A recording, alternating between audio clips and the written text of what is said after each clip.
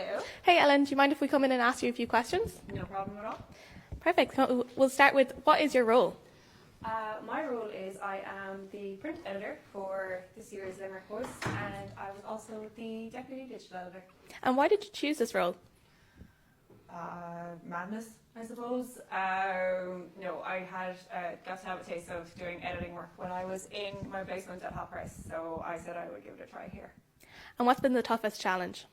I suppose just kind of getting everything together. We're kind of in the last hurdle in the last week now, and everything is still a bit tweaking, and it's nearly there, and it's just getting past that is going to be the big one.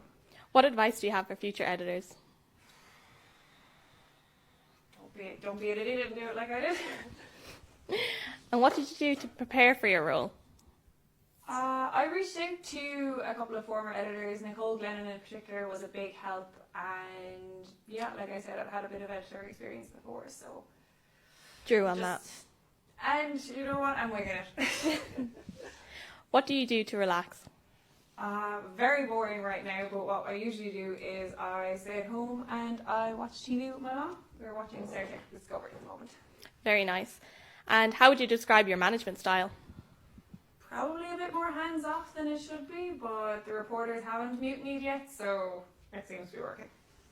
What's the first thing you're going to do when it's over? Get really drunk. Any particular drink? It depends on how I'm feeling. I might make myself a whiskey sour, or I might just take the bottle of whiskey and leave it at that. Nice. I like your style. How old were you when you realised you wanted to be a journalist? It's kind of my whole life, really. My father worked as a press photographer, and that was a really big influence for me. So it's been a long time coming. Very nice. And who will you be thanking in your presentation? My dad, but also my mother, because she's just been really great to have around, back living with her at the moment, and everyone in the Limerick Voice as well. This is like a really great team that I'm working with, and I don't think I could have done it with anyone else. Very nice. I'm sure they'll be happy to hear that. And finally, what can we expect from your section this year?